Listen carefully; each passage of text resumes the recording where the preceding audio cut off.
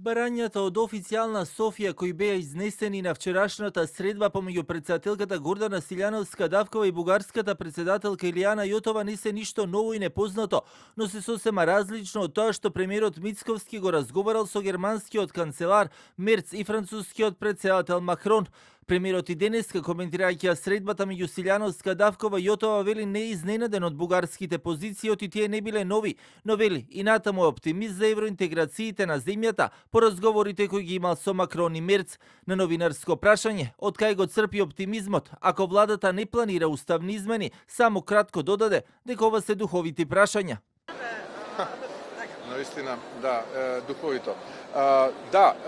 Еве, јас ќе ви кажам дека се уште сум оптимист како човек, иако вие поставивте духовито прашање. Македонските граѓани мора да знаат дека не се само промена на уставот и дел од бугарската земјица во преамбулата. Не, тоа е само почеток. Тоа е само ја отвараме Пандорината кутија. Следи акцискиот план, следи работата на Историската комисија, следи протоколот 2, каде што работата на Историската комисија е само едно од барањата.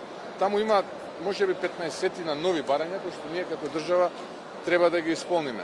Јас сум се уште оптимист кога станува збор за разговорот кој што го имав со канцеларот Мерц и со францускиот претседател Макрон, затоа што тоа што го разговаравме на тој состанок е сосема различно од тоа што е разговарано на вчерашниот состанок, така што ние мора да бидеме оптимисти и да работиме, истовремено да ги штитиме македонските национални интереси, истовремено да не влегуваме во авантура, истовремено да не бидеме очајници и давеници, како што тоа го правеше претходната влада. Од опозицијската СДСМ пак денеска на оваа тема само додаваат. Не поминува веќе ни бугарското прашање. На граѓаните им е јасно дека внесувањето на малцинствата во уставот не е бугарско, туку е европско прашање. Ние преговараме со Европската унија, а не со Бугарија. Историската комисија нема врска со пристапните преговори со Европската унија и тоа граѓаните сега го знаат.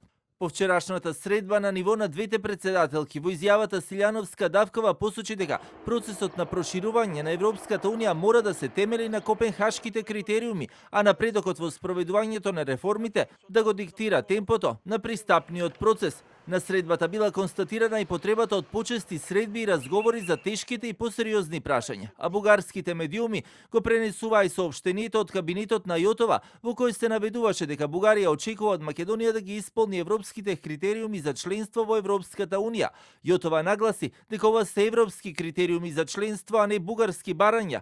За да започне преговори Скопје, мора да ги исполни своите обврски со вклучувањето на бугарите во уставот. Во разговорот учествуваа и бугарската заменик министерка за надворешни работи Иванка Ташева и македонскиот министер за надворешни работи Тимчо Муцунски. Од македонска страна беше посочено дека во фокусот на разговорите биле проблемите во билатералните односи поврзани за македонската евроинтеграција.